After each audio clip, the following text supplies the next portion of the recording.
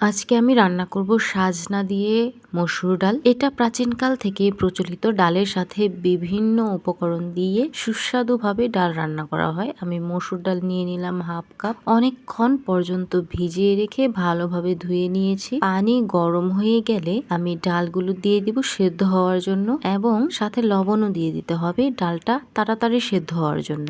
ডাল রান্নাটা আসলে একটা আর্ট আমি মনে করি, কারণ সবার হাতে ডাল কিন্তু মজা হয় না, যে যত ভালোভাবে রান্না করুক। তবে ডাল রান্নার একটা প্রসেস আছে যেটা প্রাচীনকালের মানুষ ব্যবহার করত। যেমন অনেকক্ষণ যাবৎ ডাল জাল দিতে দিতে একটা সময় একদম ডালটা যখন ঘন হয়ে আসবে, পানি একদম অনেকটা কমে যাবে, তখন ডালের ভিতর ফোড়ন জাতীয় অনেক কিছুই দেয়।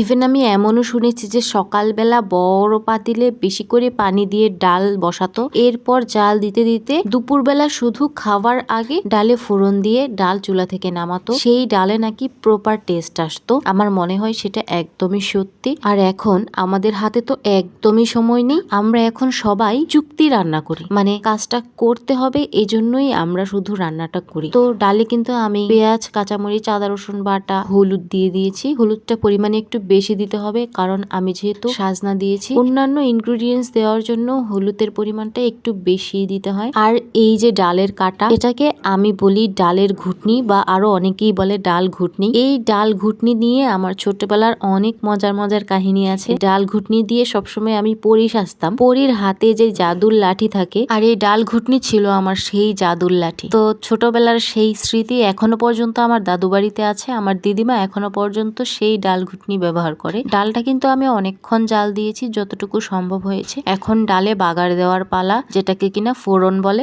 ডালে অনেক ধরনের বাগার দেওয়া যায়, পেঁয়াজ, রসুন, শুকনা মরিচ। আমি যেমন সাথে একটু রাঁধুনি ক্রাশ করে দিলাম, এরকম অনেকে পাঁচ ফোড়ন, সাদা জিরে, আরো বিভিন্ন কিছু দিয়ে ডালে ফোড়ন দেয় যার যার টেস্ট অনুযায়ী। পেঁয়াজ রসুন লাল লাল করে ভাজা হয়ে গেলে ডালে ফোড়নটা দিয়ে দিব। আসলে রান্না কিন্তু আমরা সবাই কম বেশি মোটামুটি পারি। সত্যি কথা বলতে আমি কাউকে শেখানোর জন্য রেসিপিগুলো শেয়ার করি না। আমি একটা জিনিস বিশ্বাস করি যে মানুষের খাবার দেখলেই অন্য মানুষের খেতে ইচ্ছা করে। এটা একটা স্বাভাবিক বিষয়, কারণ পৃথিবীতে এত এত রেসিপি আছে, সবসময় তো সব জিনিস সবার মাথায় আসে না।